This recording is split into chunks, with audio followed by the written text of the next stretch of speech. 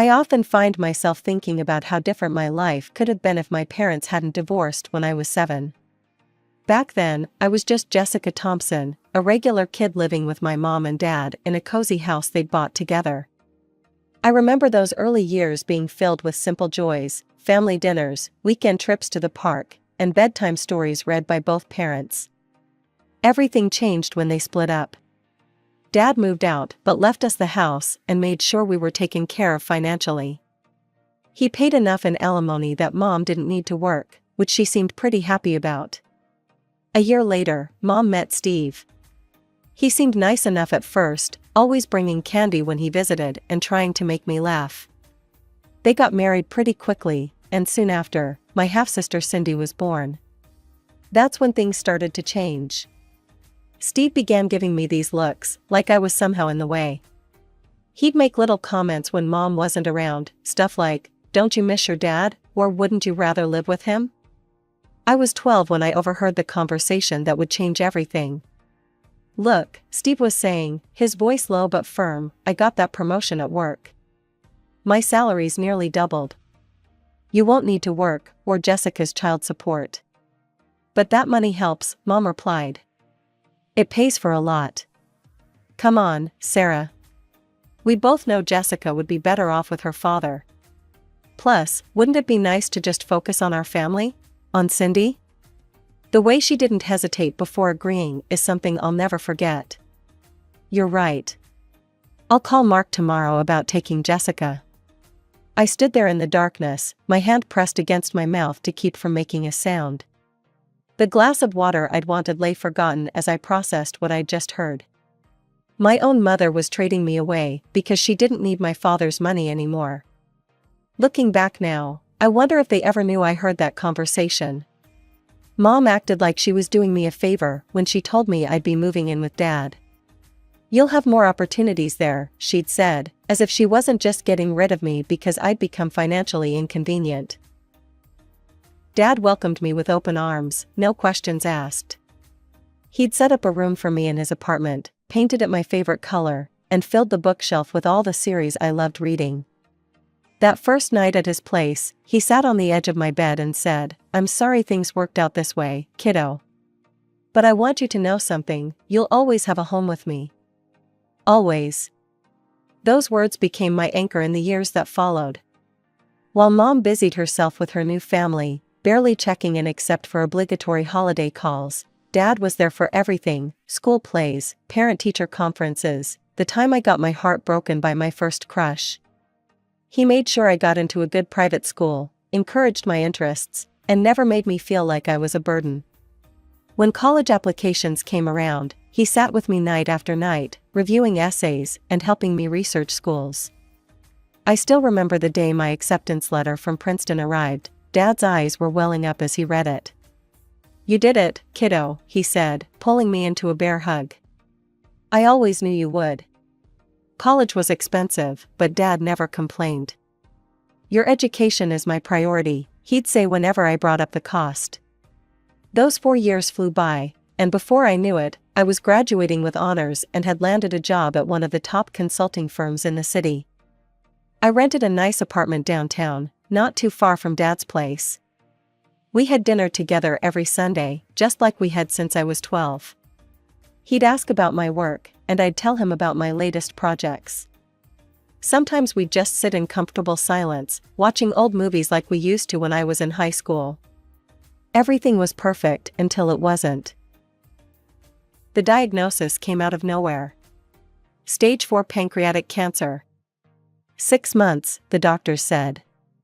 They were optimistic. Dad only made it 4. I was 28 when I lost him. The last few weeks were brutal.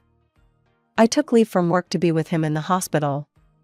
One night, near the end, he squeezed my hand and said, "You were the best thing in my life, Jessica. Never forget that."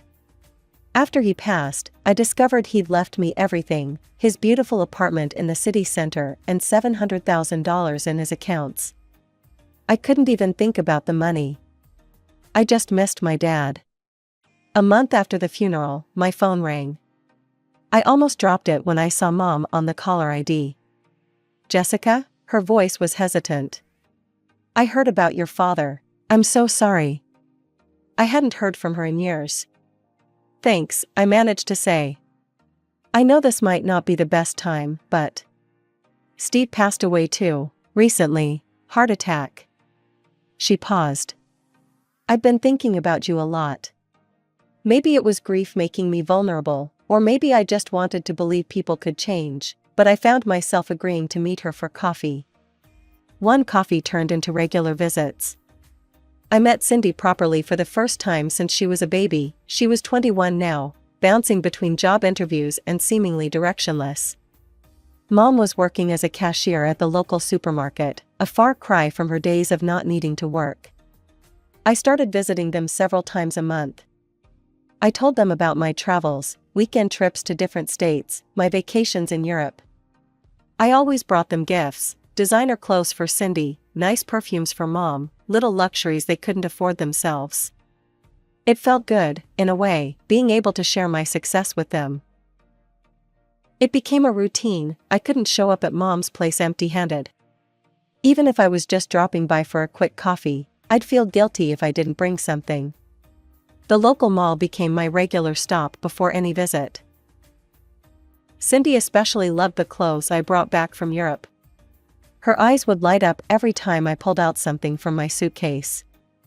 "Oh my God, Jess, is this really from that boutique in Paris?" she'd squeal, holding up whatever designer piece I'd brought her. At first, I enjoyed their reactions. Maybe I was trying to buy the affection I never got as a kid. I'd carefully pick out things I thought they'd like, a cashmere sweater for Mom, a leather handbag for Cindy. Then one day, I decided to ask what they actually wanted. "Oh, I couldn't possibly," Mom started, looking down at her coffee cup. "Maybe just some new towels from Target?" Cindy was equally hesitant at first. Maybe some drugstore makeup?" But something shifted after that. The requests started getting bigger, more frequent. Mom went from asking for towels to texting me entire shopping lists. "Hey honey," one text read. "When you're in Milan next month, could you pick up that Gucci bag we saw online? And Cindy really needs new winter clothes, Prada would be nice. Oh, and we're running low on groceries." I stared at my phone, my stomach turning. The lists kept getting longer, more demanding. It wasn't just luxury items anymore, they expected me to cover their basic expenses too. One evening, after receiving yet another lengthy list, I decided enough was enough. I drove to their house, determined to have a serious conversation. "Mom, Cindy, we need to talk about these requests," I said, sitting at their kitchen table. Mom shifted uncomfortably in her chair. "What do you mean, sweetie?" "The lists, the constant asking for things. It's getting out of hand." "Oh, come on," Cindy rolled her eyes. "It's not like you can't afford it. You're loaded." "That's not the point," I replied, trying to keep my voice steady. "Yes, I have money, but..." "But what?" Cindy interrupted. "You're just going to hoard it all while your family struggles? You've got that fancy apartment, you're always traveling, and you can't help out your poor family? You're rich. Your dad left her all that money, and you're being selfish." I felt my face getting hot. Selfish? That money came from the parent who actually wanted me. The one who didn't trade me away when I became inconvenient. The room went dead silent. "It's my money," I said finally, standing up. "And I'll decide how to spend it." "Real nice, Jess," Cindy spat. "Real nice way to treat your family." I walked out, slamming the door behind me. For the next month, my phone stayed silent, no calls, no texts, no lists of demands. Part of me was hurt, but another part felt relieved. After a month of silence, my phone rang. It was Mom. "Jessica, honey, could you come over? I need to talk to you about something important." There was something in her voice that made me worry. Despite our recent argument, I found myself driving to her house that afternoon. Mom was sitting at the kitchen table when I arrived, looking more subdued than usual. Cindy hovered nearby, her face uncharacteristically serious. "What's going on?" I asked, taking a seat. Mom reached across the table and grabbed my hand. "I've been to see a doctor, Jessica. It's my knee. They say I need surgery right away, a total knee replacement." My stomach dropped. "How serious is it?" "Very," she said, her voice trembling. "The doctor says if I don't get it done soon, I could end up disabled. I wouldn't be able to work anymore." I thought about Dad, how quickly things had gone downhill after his diagnosis. How helpless I'd felt watching him suffer. "The thing is," Mom continued, "the best specialist for this kind of surgery is in Arizona. They've got a spot open, but..." She paused, glancing at Cindy. "The whole thing, surgery, hospital stay, rehabilitation, it's going to cost $70,000. $70,000? I repeated. "I know it's a lot," Mom said quickly. "But Cindy will come with me to help during recovery. The whole treatment and rehabilitation will take about a month." I sat there, memories of Dad's last months flooding back, the hospital corridors, the beeping machines, the helpless feeling of watching someone you love suffer. I couldn't let that happen again, not if I could prevent it. "I'll help," I heard myself say. "But I can't give you the whole amount at once. I can give you half now, $35,000, and the other half when I get the hospital bill." Mom's face darkened. "But I need all of it up front." "The hospital." "Mom," I interrupted, "that's all I can do right now. I need to be smart about this." She started to protest, but Cindy put a hand on her shoulder. They exchanged a look I couldn't quite read. "Actually," Mom said, her tone shifting, "let me call the hospital. Maybe I can arrange to pay in 2 installments." She left the room with her phone, and I heard her voice drifting from the hallway. A few minutes later, she returned, looking relieved. "They said it would be fine," she announced. "We can pay half now and half after the surgery." The next few days were a blur of preparations. I transferred the first $35,000 to Mom's account. A week later, I helped them pack their bags and drove them to the airport. A few days after Mom and Cindy left, I was sitting in my home office reviewing some work documents when my phone buzzed. The name that popped up made me smile, Rachel Martinez, my best friend from elementary school. We'd known each other since we were 6, but after I moved in with Dad, we mostly kept in touch through social media. Recently, we'd started meeting up again for coffee and catching up on lost time. "Hey, Rach, what's up?" "Jess," there was something odd in her voice. "I need to ask you something weird. Did you know your mom and sister are in Europe?" I laughed, thinking it was some kind of joke. "What? No, they're in Arizona. Mom's having knee surgery." "Yeah, that's what I thought too, but..." Rachel paused. "My sister just showed me these photos that Cindy sent her. They're definitely not in Arizona." My phone pinged with incoming messages. With each new photo that loaded, I felt like I was being punched in the gut. There was Mom, looking perfectly healthy, posing in front of the Trevi Fountain. Cindy taking selfies outside designer boutiques in Rome. Mom's sister Angela and her daughter Emma lounging by a private pool at what looked like an expensive villa. Each photo was timestamped, yesterday's date clearly visible. "There's more," Rachel said hesitantly. "My sister said Cindy's been bragging about the whole thing.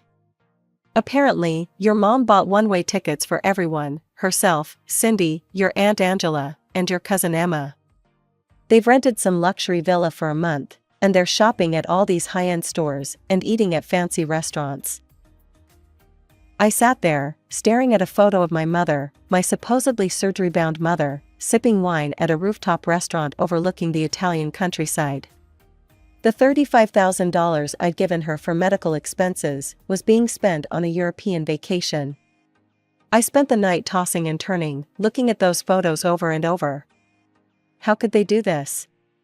How could they lie so brazenly, taking advantage of my concern about Mom's health? They'd played me, using my memories of Dad's illness to manipulate me into giving them money. The next morning, I called Mom. My hands were shaking so hard I could barely hold the phone. how did the surgery go? I asked, trying to keep my voice steady. Oh, it went great. The doctor said everything went perfectly. I'm already starting rehabilitation. I gripped the edge of my desk, knuckles turning white. The casual way she lied made me feel sick. That's wonderful, I said, my voice dripping with barely contained rage. I'd love to talk to your doctor about the procedure. Could you put him on? There was a slight pause. Oh, he's very busy right now, sweetie.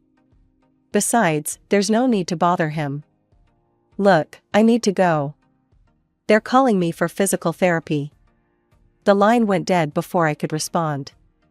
I sat there, staring at my phone, a wave of memories washing over me.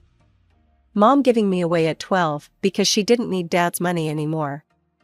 Mom only reaching out after Dad died and left me his estate.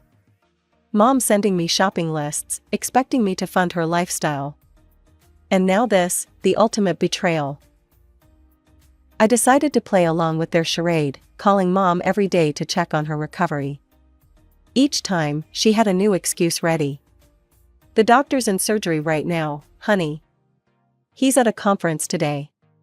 He's seeing other patients. He's off duty until tomorrow. It was like watching a bad play, where the actor keeps forgetting their lines and making up new ones on the spot. I started keeping a list of her excuses, partly out of anger, partly because I couldn't believe how ridiculous they were getting. Mom, I said during one call, trying to sound concerned, maybe we could do a video chat? I just want to see how you're doing, make sure you're comfortable in the hospital. There was a rustling sound on the other end, probably her covering the phone while she consulted with Cindy about what to say next.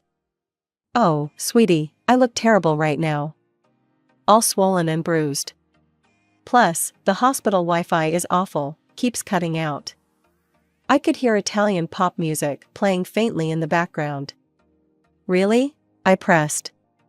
That's strange for a top medical facility. Well, you know how these things are, she said quickly. Listen, I need to go. Time for my physical therapy. The next time I called, I decided to try a different approach. Mom, just send me the hospital bill directly. I'll wire the remaining $35,000 to their account. No, she said it too quickly, too forcefully. Then, softening her tone, I mean, that's not necessary. Just send it to my account, and I'll handle everything with the hospital. They know me here now. After that conversation, I stopped calling. Let them sweat a little, I thought. Sure enough, a week later, Mom's number appeared on my phone. I watched it ring, imagining her growing panic as she realized the money might not be coming after all. Then came the text, Jessica, the hospital is demanding payment immediately. They're threatening to send the bill to collections. Please, we need the money right away. I took my time responding, waiting several hours before typing, no problem, just forward me the bill from the hospital, and I'll take care of it immediately. Silence followed. 3 days of it. I knew they were scrambling, trying to figure out what to do next. Then an email arrived in my inbox with the subject line urgent, hospital bill attached. I opened the attachment and almost laughed out loud. They hadn't even tried to make it look legitimate. The letterhead was blurry, clearly copied from some other document. The date was from 6 months ago. The hospital's address showed California instead of Arizona. And most tellingly, the payment details section listed Mom's personal bank account. I stared at this pathetic attempt at forgery, feeling a mix of amusement and deep sadness. I photographed a stack of $100 bills I'd withdrawn earlier that week, arranging them fan-like on my desk. Got your bill, I wrote back, attaching the photos. Sending you money. My finger hovered over the send button for just a moment before I pressed it. Game on, Mom, I thought. Let's see what story you come up with next. My phone rang less than an hour after I sent the photos. Mom's name flashed on the screen, and I took a deep breath before answering. Jessica, her voice was shrill, panicked. What's going on? Where's the rest of the money? We've been waiting. Drop the act, Mom, I cut her off, my voice ice cold. I know exactly where you are, and it's not in any hospital. What are you talking about? You're in Italy, at a villa. Shopping at designer stores and eating at expensive restaurants with Cindy, Aunt Angela, and Emma. The line went silent for a moment. I could almost hear her mind racing, trying to figure out how to spin this. How did you? She started. Cindy sent photos to Rachel's sister, who showed them to Rachel, who then sent them to me, I said. Did you really think I wouldn't find out? I've seen everything, the villa, the shopping trips, all of it. You used my father's death, used my grief and guilt about not being able to save him, to scam me out of money for a vacation? Another pause, then her voice changed. The fake concern disappeared, replaced by defensive anger. Fine. Yes, we're in Italy. I knew you'd never give us money for a vacation, but why shouldn't we get to travel too? You're always going somewhere, Paris, London, New York. Meanwhile, Cindy and I can barely afford groceries. That's not fair. Not fair? My voice was shaking now. Not fair is being 12 years old and hearing your mother trade you away because she didn't need your father's money anymore. Not fair is having that same mother show up 16 years later, not because she misses you, but because your father died and left you money. We can talk about all that later, she said quickly. Right now, we have a serious problem. We don't have money for tickets home, and we still need to pay the villa rental. Everyone needs to get back to work, we can't lose our jobs. Please, Jessica, we need that other $35,000. In that moment, I finally saw everything clearly. Nothing had changed. She was still the same woman who'd given me away when I became financially inconvenient. Only now she wanted me back, or rather, she wanted my money back. That's your problem, not mine, I said flatly. Goodbye, Mom. I hung up and immediately blocked her number. Then I went through every social media platform, every messaging app, every possible way they could reach me, and blocked them all, Mom, Cindy, Aunt Angela, everyone involved in this scheme. Sitting there in the silence of my apartment, the apartment Dad left me, I felt something shift inside me. The last lingering hope that my mother might actually care about me, might actually want a relationship with her daughter rather than her daughter's money, finally died. 2 weeks after I blocked everyone, my grandmother called. I almost didn't answer, but Grandma had always been different from Mom, more honest, more genuine. Jessica, honey, she said, her voice worried. Your mother called me. She says she needs $15,000 urgently. I don't have that kind of money, but I thought maybe you. Grandma, I said gently, let me tell you what really happened. I told her everything, the fake surgery, the Italian vacation, the scam to get my money. With each detail, I heard her sighs getting heavier. Oh, Jessica, she said finally. I'm so sorry. I had no idea Sarah would do something like this. Don't worry about them, Grandma, I assured her. They got themselves into this mess, they can get themselves out. As it turned out, I didn't have to wait long to find out how they managed. Rachel called me a few days later. Have you seen what Cindy's doing on social media? She asked. I hadn't, since I'd blocked them everywhere. Rachel proceeded to fill me in. She's running this fundraiser, claiming her wealthy sister abandoned them in Italy without money to get home. She's painting you as this heartless rich person who left her poor family stranded in a foreign country. I felt a familiar surge of anger, but this time it was mixed with something else, amusement. How's that working out for them? I asked. Well, Rachel said, they spent almost 2 weeks trying to raise the money. They had to sell all those designer clothes and bags they bought. Apparently, the villa owner was threatening to call the police because they couldn't pay the rent. And get this, they all nearly lost their jobs because they stayed way longer than their approved vacation time. I shook my head, thinking about how their grand European adventure had backfired spectacularly. A month later, Grandma called again with an update. They're finally back, she said. But Jessica, it's a mess.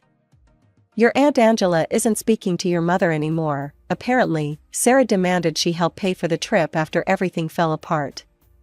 And she and I had a terrible fight because I couldn't give her money for tickets home. She actually accused me of choosing you over her. I'm sorry you got dragged into this, Grandma. Don't be, sweetheart. Sometimes people need to face the consequences of their actions. After we hung up, I walked to the window of my apartment, Dad's apartment, and looked out over the city. The sun was setting, painting the sky in shades of orange and pink. On my desk, a stack of travel brochures lay waiting. I was planning my next trip, this time to Greece. The old me might have felt guilty about traveling while Mom and Cindy struggled. The old me might have invited them along, tried one more time to build the relationship I'd always wanted with them. But that me was gone, replaced by someone stronger, someone who finally understood that some relationships aren't worth saving. Dad's last words to me in the hospital echoed in my mind, "You were the best thing in my life, Jessica. Never forget that." I hadn't forgotten. And I finally understood that I'd been lucky to have had one parent who truly loved me, who put me first, who taught me my own worth. Mom and Cindy could keep their schemes and manipulations. I had my father's love, his legacy, and most importantly, my self-respect. These days, my life is peaceful. I travel when I want, work hard at my job, and spend time with friends who value me for who I am, not what I can give them. Sometimes, I hear bits of news about Mom and Cindy through Grandma. They're still struggling, still playing victims, still looking for their next mark. But their drama doesn't touch me anymore.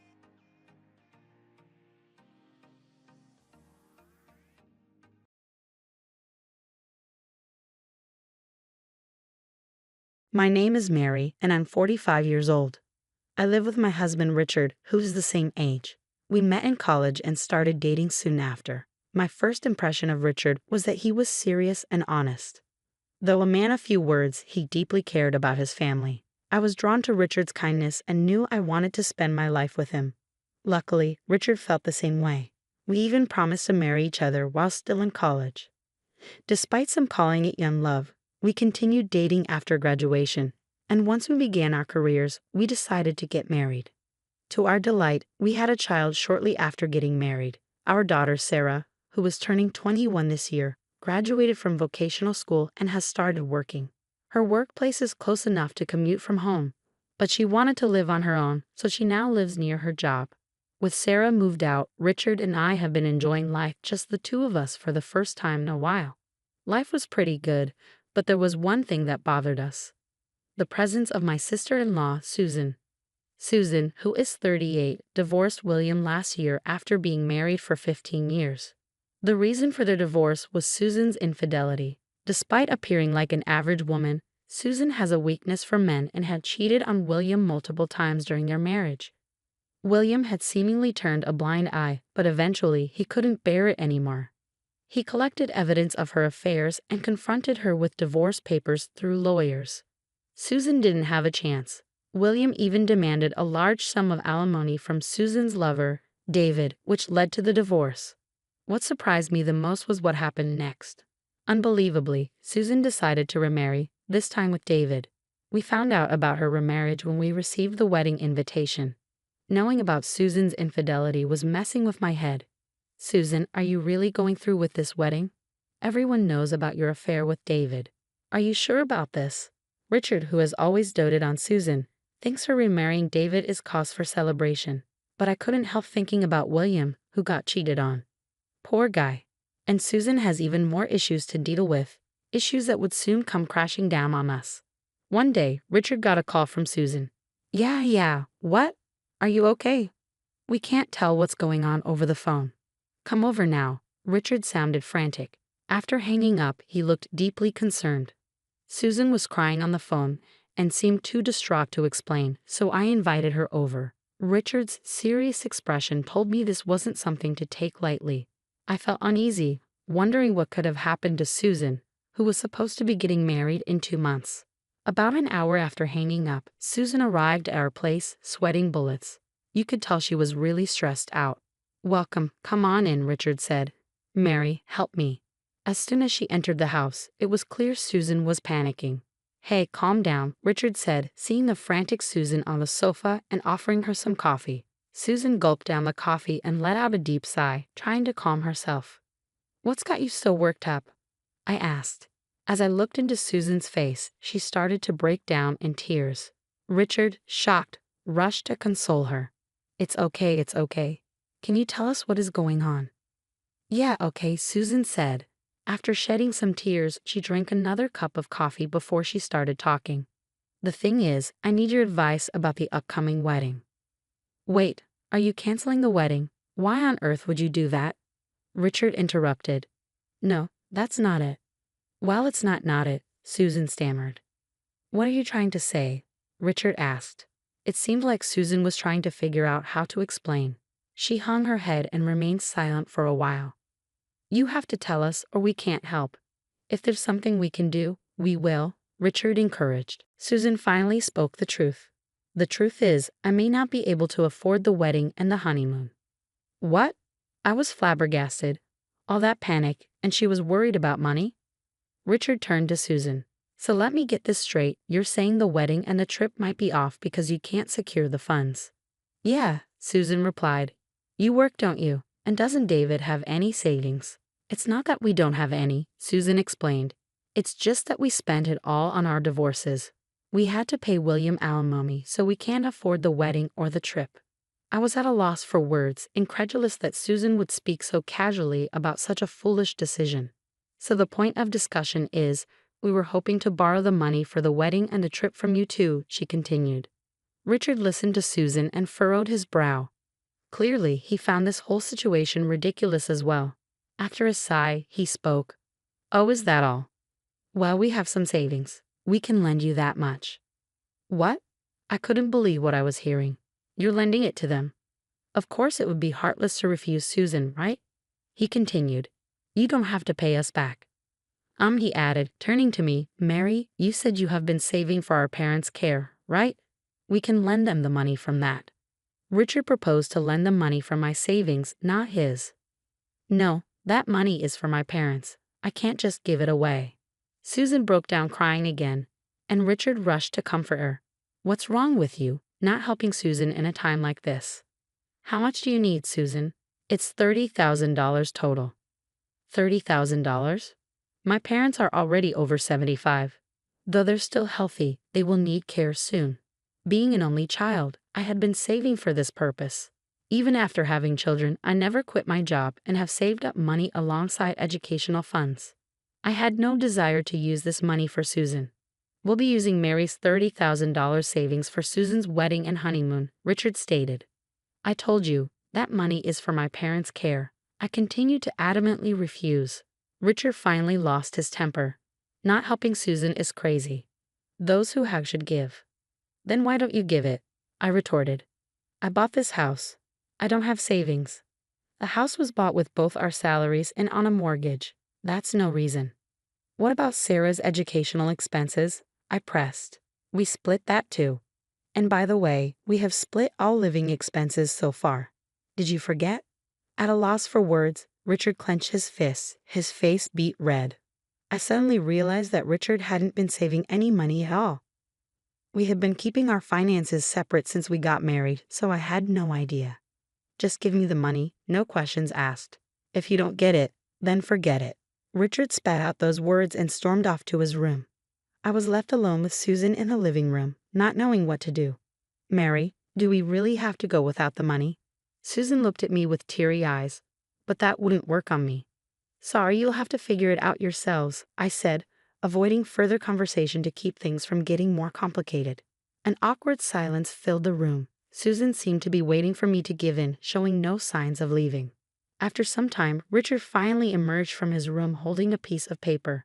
I printed out divorce papers. If you won't help Susan financially, then let's divorce. I've already signed them. It's up to you now, Mary. Richard was out of breath, clearly riled up. If we divorce, you will lose this house, Mary. You think a 45-year-old divorcee can easily find a place to live. Richard was looking down on me, confident I wouldn't go through with it. Seeing Richard's arrogance and Susan's irresponsibility, something inside me snapped. You want a divorce because I won't give Susan money? Don't be ridiculous. Enough of making a fool out of me. I snatched the divorce papers from Richard. I'll go through with the divorce. Why don't you pay Susan the $30,000 since you love her so much? My yelling left Richard frozen in surprise. Ignoring him, I quickly packed essentials and left the house. I had nowhere to go, but I took a chance and called Sarah. Hello? Hey, how are you? Luckily, Sarah picked up right away. Rare to get a call from you. What's up? Well, I had a big fight with Richard. If it's not too much trouble, can I stay at your place for the night? Of course, stay as long as you like. Oh, could you make some of your buffalo chicken wings? It's been a while. Sarah loves the buffalo chicken wings I make. Thanks, I'll make a ton of them. I headed to the supermarket to buy ingredients and then drove to Sarah's apartment. After a 30-minute drive, I arrived at Sarah's place. As I started cooking in the kitchen, Sarah awkwardly approached me from behind. What did Dad say to make you consider leaving home? Not wanting to worry Sarah, I replied vaguely. Well, just some stuff. Did? Oh, Mom noticed something. I froze at Sarah's words. What are you talking about? Never mind. Sarah quickly looked away, flustered. I had an instinct that I needed to know what Sarah was getting at. Actually, I've been thinking about divorcing Dad. He said some awful things. Do you know something about it too? The moment the word divorce left my mouth, Sarah's eyes widened. She started talking like a dam had burst. Finally, it's out. Dad is having an affair. I saw him going into a hotel with a younger woman. It made my skin crawl. And that's why I moved out. Sarah's revelation was beyond surprising. I couldn't believe what she was saying and was stunned. An affair? Huh. Wait, it wasn't about that. Sarah's face turned pale. She realized she had spoken impulsively. It wasn't about that, but it sounds like something I should know. Can you tell me more? I'm not going to get any more hurt at this point. Well, if Mom says it's okay, I'll talk. Sarah took a seat and started talking about Richard's infidelity. Just before I graduated, I saw Dad when I was out with friends at a pub. He was walking with a woman I didn't recognize, so I followed them. Sarah had goosebumps on her arms. Seeing your own father's infidelity is not something anyone would want to witness. Her revulsion was understandable. Do you have any proof? Yeah, I was so disgusted and angry. I took photos of Dad entering the hotel. When Sarah showed me the pictures, there was Richard, arm in arm with a much younger, beautiful woman. Wow, that's really unsettling. I'm sorry I didn't catch on sooner. Sarah shook her head. Actually, I was blackmailed for money by Susan. When I refused, Richard told me to divorce him. If I have this kind of evidence, I'll be the one filing for divorce. Sarah had been keeping this from me all along. She must have been going through a lot. I felt terrible now that I understood why Sarah had moved out. Could you send me those pictures? I have the divorce papers signed by Richard. I'll make sure to get alimony before the divorce is finalized. I'll go with you. I want to give Dad a piece of my mind one last time. Feeling empowered knowing Sarah was on my side, I finally grasped the full picture. It turns out Richard wasn't blaming Susan for her affair because he was cheating too. The moment I realized that, my disdain for him grew exponentially. That night, we drowned our sorrows in a heap of buffalo chicken wings and a good deal of venting about Richard. Far from being upset, Sarah seemed almost pleased at the idea of Richard no longer being in our lives. Then the weekend rolled around and Sarah and I went over to where Richard was staying. So you have finally come back, he sneered. We returned to find our home in shambles. Richard, never one for housework, hadn't bothered to clean or cook. Half-eaten instant noodles and snack wrappers were strewn all over the place. We're back, but what a mess. How can anyone live like this? Sarah said, visibly annoyed. How dare you talk to your parent like that? Richard snapped. Well, you won't be my parent much longer, will you? Sarah shot back, even more irritated. I have already told Sarah I have filled out the divorce papers. All that's left is to file them, I stated firmly. You really think you can actually divorce me? Richard challenged. I do, but first, there's something I need to confirm with you, I said. Richard, Sarah, and I sat down on the sofa. The table in front of us was dirty, which only made me feel more uncomfortable. Confirm what? Take a look at this. I showed Richard a picture Sarah had sent me. As he looked at the screen on my phone, his face went white. This is, he stammered. The picture showed Richard entering a hotel with another woman, leaving no room for excuses. That woman works for me. She wasn't feeling well, and we were just taking a break. You're not going to assume this is cheating, are you? Richard tried to wiggle his way out with a lame excuse. Assume? I took the photo right before you entered the hotel. She was laughing and didn't seem sick to me, Sarah said. I'll give you the divorce you want, but you will have to pay the alimony decided in court, I declared. I can't afford to pay alimony. I have to give money to Susan too, Richard protested. My disappointment in Richard, who was still prioritizing Susan even now, reached new heights. Then work hard to afford both. From now on, we'll talk through lawyers, so don't contact us again. I don't need a cheating dad. Please get out of my sight, Sarah added. We were just about to leave the house when we heard Richard's desperate plea. Wait, you've got it all wrong. Please wait. He came chasing after us. Think about it, Mary. If we get divorced, you're going to lose the house, right? You would just be causing yourself trouble. I felt not an ounce of love for Richard, who couldn't even muster an apology to the very end. It's your punishment for planning to use my money on Susan and for belittling me. I don't need this house. Mom, you can stay at my apartment for a while, Sarah said. Leaving a teary-eyed Richard behind, we walked out of the house. Oh, what a relief, I sighed. Me too, Sarah agreed. The thought that we wouldn't have to deal with Richard and Susan anymore lifted our spirits. Eventually, I was able to finalize the divorce thanks to Sarah capturing those incriminating photos. I also secured a decent settlement in court. Broke and penniless, Richard could no longer provide for Susan. As a result, Susan and David were unable to get married. They didn't just stop there. They broke off their engagement after constant fights about money. Susan blamed her inability to remarry on Richard. Infatuated with Susan, Richard felt responsible, and they now live together. However, due to paying me the settlement, Richard is also broke. In the end, they moved in with their parents, but I had already filled them in on the situation, so they got kicked out.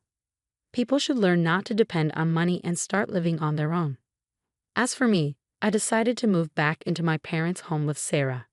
Fortunately, both of my parents are still healthy, so I used my saved caregiving funds to renovate our family home. The fully renovated house is incredibly comfortable, and both my parents and Sarah are thrilled. I plan to keep working hard to maintain a simple yet fulfilling life.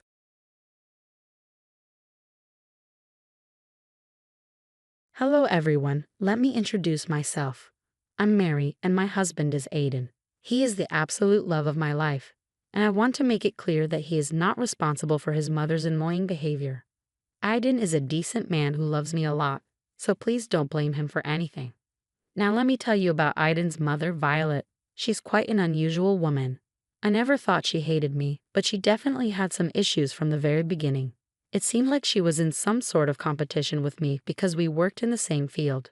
She also seemed jealous of the fact that I have a college degree while she does not. Before I married Aiden, we rarely saw Violet, so her behavior wasn't a big problem. But when we moved to her small town after she suddenly fell ill, a lot changed. I soon realized how much of a show-off Violet was. She constantly boasted about her high-paying job and flaunted her wealth. When we first moved in, she made fun of me for having a low-paying job, saying, "It's so sad you had to settle for a low-paying job. I understand not everyone is qualified for a high-paying job." "Violet, I did have a high-paying job," I told her. "I had to leave it because we moved here, and the position wasn't remote. That's why I took a pay cut." "Whatever you say, Mary," she responded. "It's just that you have a fancy degree and all, and still can't earn well. You should learn something from me. I live in a small town too, and have one of the highest paying jobs here. I don't make excuses, Mary. I actually get what I want." Violet continued to mock me and flaunt her wealth. I come from a fairly well-off family but didn't like people knowing that, so Violet never knew I had more money than her. I was in a tough spot, having to sacrifice a good job and move to Violet's town, only to have her become a significant problem. My mental health suffered, and I constantly felt like a failure because I couldn't find a suitable job in the town. Violet's comments really hurt me. Aiden tried to talk to his mom and make her change her behavior, but nothing worked. She continued flaunting her wealth and rubbing it in my face that she had a better job than me. A year passed and nothing changed. I was still stuck in my old position and couldn't find a suitable job. I was growing increasingly frustrated, but there was nothing I could do. During that time, something unexpected happened that changed my life. But before I tell you about that, you need to know about an exchange I had with Violet at one of her parties. Violet loved to throw parties and often invited the ladies around town to her house. Aiden and I were also invited, but we didn't attend all the time. The last time, Aiden convinced me to go, saying it would be fun. It was the opposite of fun. We arrived at the party, and as usual, Violet paid very little attention to me. I kept to myself but joined the conversation when they talked about something other than Violet's job. However, the topic always reverted to Violet's job, and she started bragging about her high-paying position in our small town. I dreaded this discussion because I knew Violet would find something snarky to say to me again, and I was right. Violet began by saying, "So the company is being taken over by a new owner. I heard they will finalize the papers tomorrow. You know how I'm friends with the CEO, so I get all the information firsthand. I also heard some rumors about me getting a promotion once the new management is in place. It would be nice if the new owner promoted you. You are already in a good position, so they might want to promote you after the new owner takes over the company. I am sure that will happen. I'm sure it would be great, Mom. You'll be a top employee in the company. That's what you've always wanted," Aiden said. "Don't you have anything to say about this, Mary?" Violet turned to me with a smirk, intentionally targeting me out of the blue. I was staying out of the conversation because I knew who was taking over the company and didn't want to reveal it to anyone. But Violet wouldn't miss the opportunity to try and humiliate me, so she directly questioned me. Aiden looked nervous because he knew his mother was doing this intentionally. He was already embarrassed, and his face turned grim. I simply smiled at Violet and tried to keep the conversation light by saying, "I'm very happy for you, Violet. I'm sure your work performance will help you get a nice promotion. We will have a big celebration when that happens." "Oh, you don't have to act so innocent, Mary. I know you're jealous of me." "Excuse me? What are you talking about, Violet?" "You think I don't notice anything, Mary? I've seen how you look annoyed and dejected when I talk about my work. I know you're jealous because you work a low-paying job." With all due respect, Violet, I am very happy at my job. Yes, I had to take a pay cut to work from home. But what can I do? There aren't a lot of jobs around in this town, so I had to choose a remote job. There is no reason to be shy, Mary. You can just say that you're not qualified enough for a job. I live in the same town and still have a way better job than you. I guess that college degree of yours is really for show. I don't have one, but look at me. I'm wealthier than you and have a way better job. As I said, Violet, I'm really happy for you. I'm glad you found a good job despite not having a college degree. As for your wealth, I don't have much interest in it. I do pretty well for myself. Oh, I've seen how you try to compete with me and get expensive things to match my lifestyle. You need to stop doing that, you know. You need to preserve your little income just in case you get kicked out of your job. Imitation is the sincerest form of flattery, but don't go out of your way to compete with me." Violet knew exactly how to twist reality to her benefit. She had no idea that I came from a wealthy family, so every time I bought something expensive, she thought I was trying to imitate her. Even if I didn't have her wealth, she made it seem like I was competing with her and trying to one-up her. It was super embarrassing, and everyone around us was giggling. It was a party with Violet's friends, and most of them were like her. No one wanted to piss Violet off and risk not getting invited to her grand parties. So they just laughed along with her while she made fun of me. I was so embarrassed and felt so humiliated that I wanted to dig a hole and bury myself. I didn't know how to stop Violet's nonsense. Thankfully, my husband was on my side and said, "No one is competing with you, Mom. You need to watch how you talk to my wife. I won't allow you to continually disrespect her like this. Relax, Aiden. I'm just looking out for both of you. I don't want you to be hooked to debts just because your wife is dead set on competing with me. She needs to stop being so jealous and work harder to get a better job." "I'm working hard, Violet. I'm better qualified than you and can definitely make more money if I want," I responded. "There's no need to lie, Mary. I get it that you're embarrassed, but don't take it to heart. I know you will never reach my level." "We will see, Violet. You may have a very high-paying job now, but there is no guarantee for the future.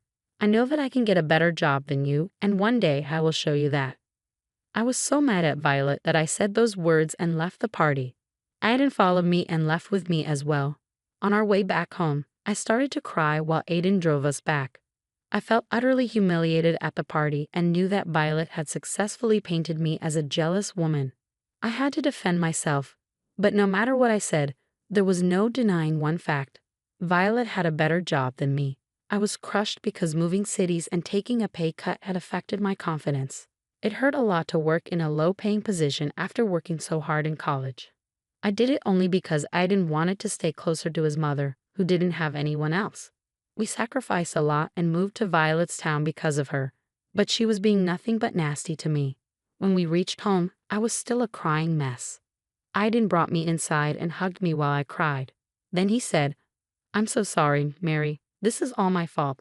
I shouldn't have insisted on going today. Your mother is a horrible woman, Aiden. She tried to paint me as a jealous person. I don't know why she likes to demean me every time she sees me. I guess Mom is just jealous of you, Mary. What you said was true. You can get a better job than her. But you had to step down because you moved here with me. She's also jealous because you were smarter and actually went to college. It's something she is scared of. Anyway, I don't know how much longer I can take her horrible behavior, Aiden. I don't care why she's doing this. I just want it to stop. It's already a sensitive topic for me, and she keeps rubbing it in my face. I feel horrible for doing this to you, Mary. You moved here because of me, and now you're being humiliated for no reason. I tried to talk to my mom about this, but you know how she is. She's just full of herself. I know, Aiden. I don't blame you. I know you moved here because you wanted to be close to your mother. I've seen what her recent health problem did to you. I don't blame you. But I am blaming myself, Mary. I feel terrible. You know what? We should avoid seeing Mom for a while. It would be best under the circumstances. She needs to be on a timeout. I was glad Aiden suggested that. I really didn't want to face Violet anymore. I was furious with her and didn't want her around. But there was another thing I had to worry about. If I encouraged Aiden to keep Violet away, she would use this opportunity to call me jealous again. It was an overall horrible situation, and I didn't know what to do. I told Aiden to sleep on it that night while I, too, took time to wonder what I was going to do. There was a plan in my mind, but I didn't know how to go about it. I was determined to show Violet that she was nothing compared to me and teach her a lesson about her own vanity. I knew what I could do but needed to be sure about my decision. The next day, I got a call from my father, Dave. Dad always called me after closing a big deal because he wanted me to be proud of him. It was a little tradition we had. This time was no different. "Hello, my dear daughter. How are you?" he said. "I'm doing fine, Dad. How are things on your end?" "Guess what, Mary? I closed the deal on the company I've been talking about. I bought it today." "Congratulations, Dad. I'm so proud of you. This is another victory for your company. I'm sure you'll be able to expand it much more this year." "Oh, I will, Mary. I wish you worked with me, though. You didn't have to be so stubborn and work elsewhere for experience. It's all for you, Dad.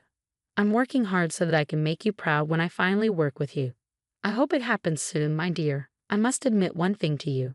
This is why I bought the biggest company in your town. Otherwise, maybe I wouldn't have bothered." I was surprised to know that my father had bought the company because he wanted me to work with him. If you're confused about what happened, let me explain. You see, my father had actually bought the company where my mother-in-law worked. I knew that from the very beginning. I didn't tell anyone because Dad didn't like revealing these things before the deal was closed. So I didn't even tell Aiden, let alone Violet, that the company was being taken over by my father. Now that my father had told me about the deal being signed, I could tell Aiden about it. But first, there was another important issue I needed to talk about with my father. "Dad, you are really getting desperate to make me join your company. What can I say, Mary? I miss you, and I wanted to have this special experience with you. I've been thinking about making your mother-in-law the CEO at this place so that we can keep the high post within the family. She already works in a high position there anyway." My God, Dad, you really do think about everyone. Only you can see your daughter's in-laws as your own family. What can I say? Your family is also my family. So what do you think, Mary? Should I make your mother-in-law the CEO? My father was just trying to look out for me and bought this company so that he could be closer to me. I knew he was offering my mother-in-law the job only because he thought I was interested in taking it. I did tell my dad that I wanted more time the last time we spoke, but now I had an entirely different plan in mind. I smirked and said, "Actually, Dad, I don't think you should give the position to my mother-in-law." "Wait, what? You don't want me to make your mother-in-law the CEO. No, but you can make me the CEO instead. Seriously, Mary? You would take that position? Don't tell me you're joking and playing with your poor father's feelings. I'm not joking, Dad. I want to work in your company now. I think I already have enough experience. Besides, I don't want Violet to be the CEO at all. Oh, why is that, Mary? Did something happen? Actually, a lot of things happened, Dad. I went on to explain to my father what had happened with Violet. I told him the whole story that I had never told him before. My father can be very protective, and I didn't want him to be rude to Violet when he came to visit us. Besides, I rarely shared my personal troubles with my dad because I didn't want to bother him. But this time, I had to tell him what went down between me and Violet. My dad patiently listened to me, and by the time I was done talking, he was pissed at Violet. What in the world, Mary? I had no idea that your mother-in-law was so condescending. She's a nasty woman. It is what it is, Dad, and that's why I don't want her to have the position of CEO. If you give me that position, I would have a chance to show her that I can be her boss. What do you mean by if? I would make you the CEO. The position is all yours, Mary. You would have been the first choice. I only mentioned Violet because I thought you weren't ready to work with me. I do feel ready, Dad. Maybe I was just scared of the responsibility. I didn't want to let you down. But I think my fears are irrational. I'm ready to tackle this new position. I feel confident. That's my girl, Mary. I know you will do great. Don't worry, the position of CEO is yours. I talked to my father some more and then hung up.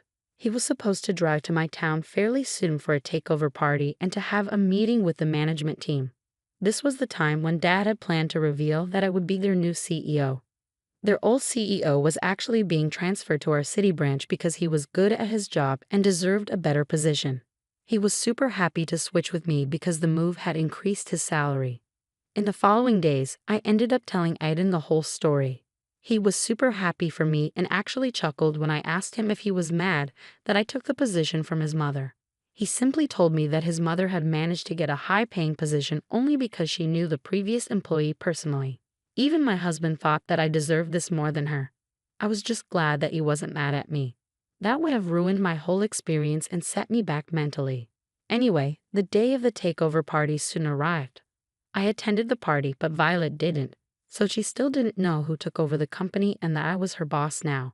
When she saw me at her office waiting for the big meeting, she looked surprised and said, "What are you doing here, Mary?" "I guess you haven't heard then. I am part of this company now." "I see. Well, the low-paying employees have their desks on the ground floor. You can find your desk there. Actually, my office will be here, and I have a meeting here in like 5 minutes. Is this some kind of a joke? Don't try to fake your job just to one-up me, Mary.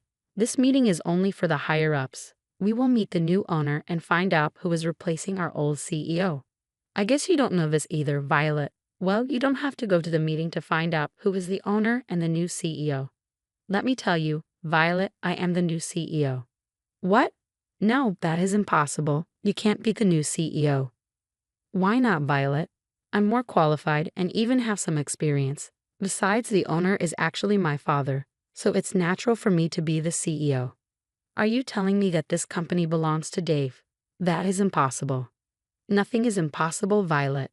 You like to flaunt your wealth, but not everyone is like that. My family is actually pretty well off and owns several companies.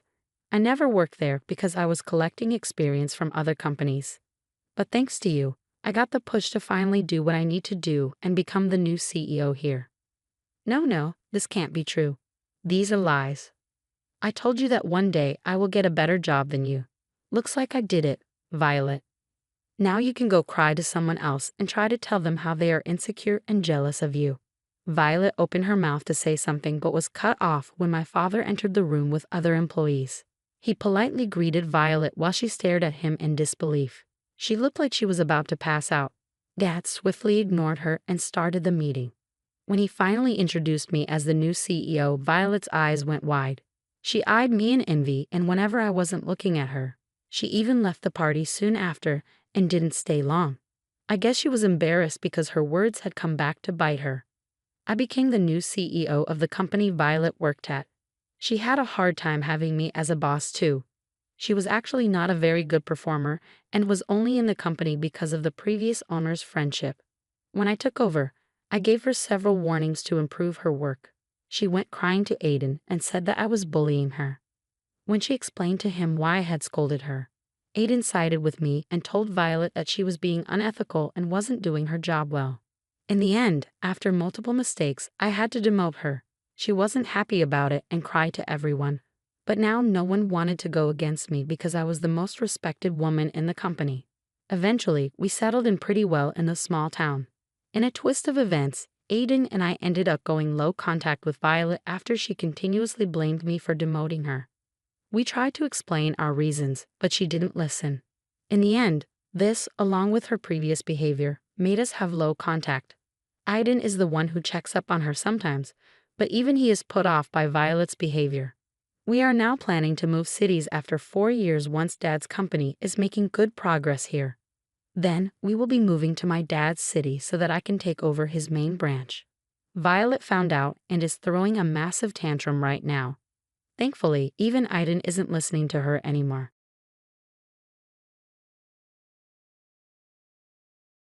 My name is Robert, and I'm a hard-working single father who raised my son, Dexter, with all the love and care I could muster. Dexter was the center of my world, especially after his mother abandoned us when he was just a toddler. I worked tirelessly, holding down 2 jobs to keep our family afloat and provide everything Dexter needed. Times were tough, but I never once regretted the sacrifices I made for my son. Eventually, my hard work paid off. I received a significant promotion at one of my jobs, and financial stability became a reality. This allowed me to quit my other job and save enough to purchase a house, a symbol of our success and a place we could call home. I felt indescribable joy at finally being able to spoil my son, and spoil him I did. Since it was always the 2 of us, Dexter and I shared a very special bond. Our bond was unbreakable, and I cherished every moment with him. As the years went by, Dexter grew up to be just as successful as I had hoped. I vividly remember the day he got married. My heart swelled with pride and joy as I witnessed his union. For a few years, life was pure bliss. My bond with Dexter grew stronger every day. We were more than just father and son, we were best friends. We shared laughter, tears, and countless memorable moments. I loved him with all my heart, and I could see the same love reflected in his eyes. We supported each other through thick and thin, celebrating successes and comforting each other in times of hardship. Our relationship was a rock-solid foundation that gave us strength and made life feel complete. Dexter was my pride, my joy, and my reason for pushing through any challenges that came our way. Then one day, Dexter approached me with some information he had discovered. "Dad, I found out something important, and I wanted to talk to you about it." "What is it? You seem worried." "Well, I came across some information that says if we transfer the house into my name, you'll be eligible for full coverage health insurance. I know it's a big decision, but I really think it's worth considering for your well-being." "Oh, I see. You're concerned about my health, aren't you? That's thoughtful of you." "Of course, Dad. You've always been there for me, and I want to make sure you're taken care of too. This way we can have peace of mind knowing that if anything happens to your health, you'll be covered." "Thank you, Dex. It means a lot to me that you're looking out for my best interests. Let me take some time to think it over, okay? It's a big decision to transfer the house, and I want to make sure I fully understand the implications." "Absolutely. Take your time. I just want you to know that I'll support whatever decision you make. Your well-being is what matters most to me. How about we revisit this topic in a few days?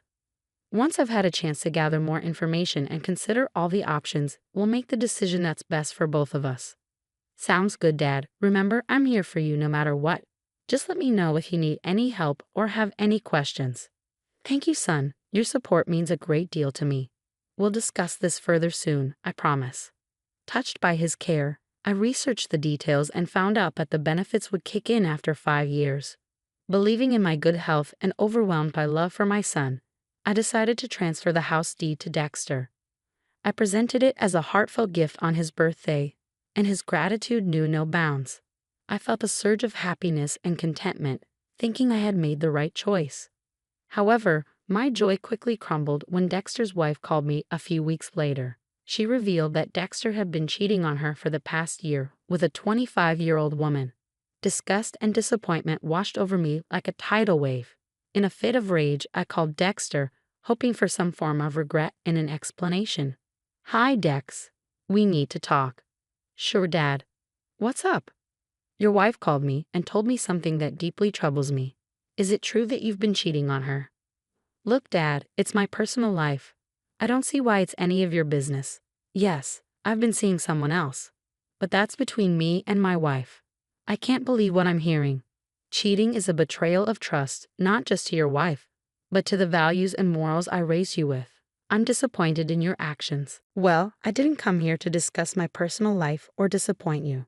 Also, since I've taken ownership of the house, I expect you to move out within a month. It would be weird for me and my mistress to live with you. You can't be serious. I transferred the house to you believing you cared about my well-being. Now you're kicking me out without any consideration or remorse." "Look, Dad, this is how it is. The house is mine now, and I have my own life to live. Find somewhere else to live. I don't have time for this right now. I can't believe this is happening. I raised you with love and sacrificed so much for your future. I expected better from you, Dex. Is this how little our relationship means to you?" "Relationships change, and right now, this is what's best for me. I suggest you start packing and figure out your living arrangements. I can't believe this is how you treat your family. I never imagined you'd become so heartless." "Fine, I'll find a new place, but remember, blood ties can't be severed, and trust once broken is not easily repaired." "Save the melodrama, Dad. It's just a house. You'll find somewhere else to live, I'm sure. Goodbye." I had no control over the house, and with a heavy heart, I had no choice but to leave. My heart shattered into a million pieces as I packed my belongings and left the house I had worked so hard for. The pain of betrayal ran deep, and I couldn't fathom how my own flesh and blood could kick me out without remorse. It was a blow that struck at the core of my being. The knowledge that Dexter had married his mistress only intensified the agony. It made me question my abilities as a father. Did I not raise him well enough? Did I fail to instill in him the values of loyalty and respect? Doubts crept into my mind, fueling my anguish. Seeing Dexter move on so easily, building a life with the very person he had cheated on his wife with, was a dagger to my heart.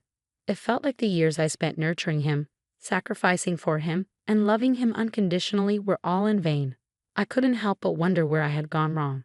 The pain of being discarded, replaced, and forgotten by my own son was almost unbearable. I struggled to make sense of the situation, grappling with a mix of emotions: anger, sadness, and a profound sense of loss. The wounds inflicted by Dexter's betrayal continued to fester, leaving me emotionally scared. Cutting off all contact with him was an act of self-preservation. I needed distance to heal, to find some semblance of peace amidst the chaos. In the years that followed, I fought to rebuild myself, to find solace in the knowledge that I deserved better. The pain of Dexter's betrayal never truly disappeared, but with time, I learned to carry it with grace and dignity, using it as a reminder of the resilience within me. 4 years passed, and just as I began to heal from the pain, the mistress, Jenna, showed up at my door. She introduced herself as Dexter's soon-to-be ex-wife. That made me raise an eyebrow. She told me she would love to explain further and asked that she could come in. I was a little apprehensive at first, but my curiosity got the better of me. I wanted to know what she meant by ex-wife. I invited her in and grabbed her a glass of water. We settled down on separate armchairs, and I asked her to explain what she meant. While doing a deep clean of the house, I stumbled upon a photo album from Dexter's previous marriage. When I confronted him about it, he admitted that he was married when we started dating. I was shocked. How could he deceive me like that? He didn't tell you? Wow, I thought you knew. I can assure you I had no idea. Well, I'm sorry that he deceived you like that. Naturally, I needed some space to process everything, but Dexter begged me not to leave him. He even confessed that he deceived his father just to be with me. That was the final straw. I couldn't stay with someone who would not only defraud his own family, but also continue to deceive those he claimed to love. I understand your anger, Jenna. I completely share your sentiment. But what exactly does this have to do with me? Why did you come here? I want to seek revenge, not just for myself, but for you too. We both deserve justice and the chance to regain our dignity. Together, we can make him face the consequences of his actions. I appreciate your concern and offer to help, but revenge, is that really the answer? I don't know if it's the right answer, but it's an answer. Dexter needs to learn the consequences of his actions, especially his hurtful ones. You're right, Jenna. I appreciate your determination and willingness to support me. Let's make him realize the magnitude of his wrongdoings and ensure that he doesn't continue to hurt others. I'm glad you're on board. Together, we'll show Dexter that he can't manipulate and deceive the people who love him without consequences. With her expertise as a real estate agent, Jenna unveiled a plan to target Dexter's vulnerabilities. She revealed that the transfer of the house while I was still alive had led Dexter to pay higher property taxes, nearly depleting his funds. They relied solely on Jenna's earnings to survive. Furthermore, since they hadn't signed a prenup, half of the house's value was entitled to her as marital property. Jenna had already served Dexter the divorce papers, and he quickly realized he needed her support to stay afloat. In desperation, Dexter offered to sell his share of the house to Jenna. This is where I entered the picture. I have a proposition for you. What if I sell you the house back at the same rate I bought it from Dexter? What? Jenna, are you sure? Absolutely. But why would you do that, selling it back to me for a fraction of its original price? I'm truly sorry for being the reason you were kicked out of your own home. I want you to have back the house that you've worked so hard for, Robert. It's the least I can do to make amends for the pain and suffering you endured. I don't know what to say. I'm overwhelmed with gratitude. I can't begin to express in words. You really don't have to do this, but I appreciate your kindness and consideration. You deserve to have your home back. It's important to me that you regain what was rightfully yours. You've been through so much, and I want you to heal and find some sense of justice. Thank you, Jenna. Really, your gesture means more to me than words can express. I accept your offer with deep gratitude. We'll work together to make things right again. With our alliance forged, Jenna and I delved deeper into our plan for revenge against Dexter. She took charge of collecting evidence, meticulously gathering proof of his infidelity. Once Jenna had a solid case against Dexter, she took matters into her own hands and sent the evidence to his bosses. Their workplace had strict rules regarding ethical behavior, and infidelity was a breach of trust they couldn't overlook. The consequences were swift and severe. Dexter was terminated from his job. The satisfaction I felt was bittersweet. While revenge may not have been the ideal path to healing, seeing Dexter face the repercussions of his actions brought a small measure of justice. It served as a reminder that one could not escape the consequences of their choices, no matter how powerful or untouchable they may feel. Jenna's strategic move not only stripped Dexter of his employment, but also left him in a vulnerable state. Now, Dexter found himself homeless and jobless, the consequences of his actions crashing down upon him in his desperation. Dexter reached out to me, seeking refuge. He recounted his miseries, hoping I would offer assistance. Dad, I'm in a tough spot. I'm staying with a friend right now, but I can't stay here for much longer.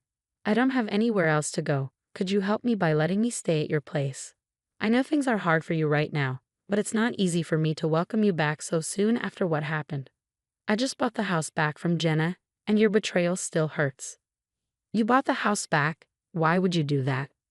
Because she recognized the importance of this house and the hard work I poured into buying it the first time, better than my son did.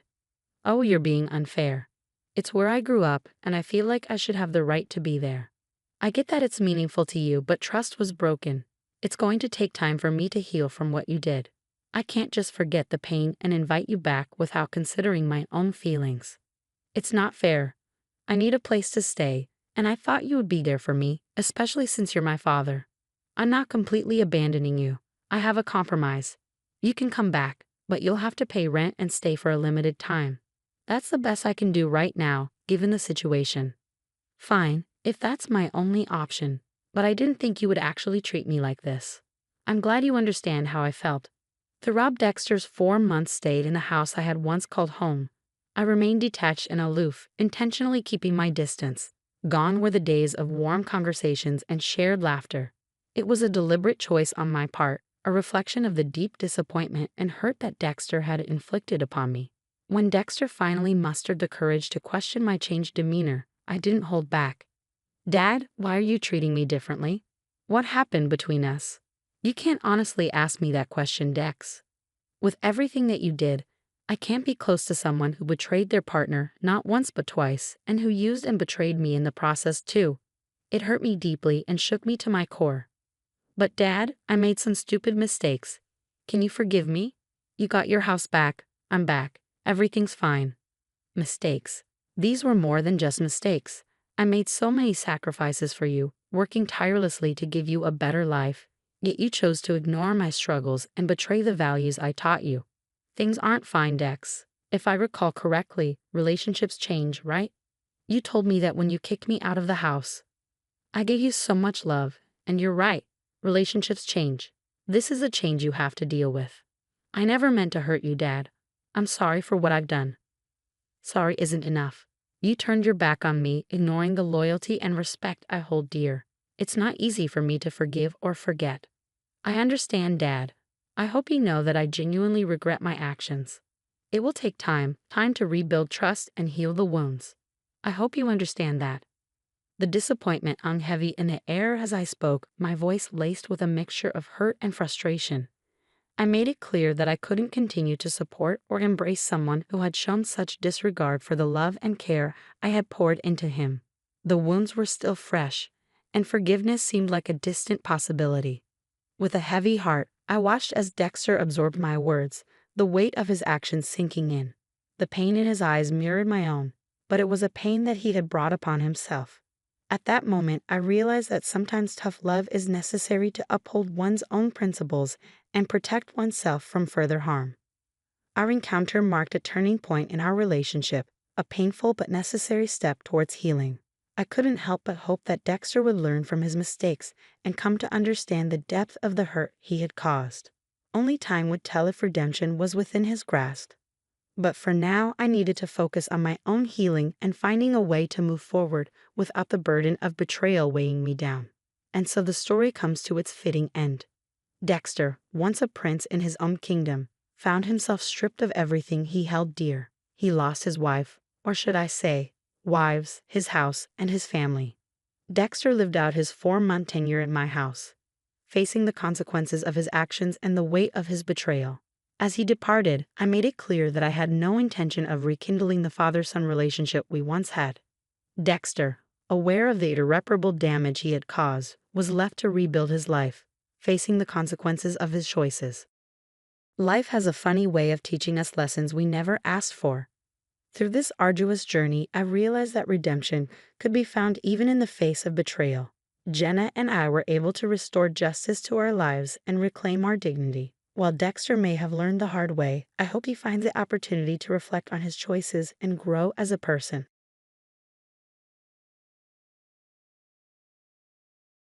Hello everyone, this is Ruby, a single parent who once had a beautiful family. This story is about how my husband lost the love of his wife and children. It happened a while back, and I'm already on the road to recovery. I wanted to share my story so that no one makes the mistakes I did. I'm an avid painter and have always loved art. I've been passionate about it since I was a child, inspired by my mother, who was a painter herself. Although she never made it big, I admired her work. We came from a humble background, with my father being the breadwinner. Despite not working, my dad cherished and praised my mom for taking care of our family. Naturally, I assumed that love and respect were enough for a good marriage. I was wrong.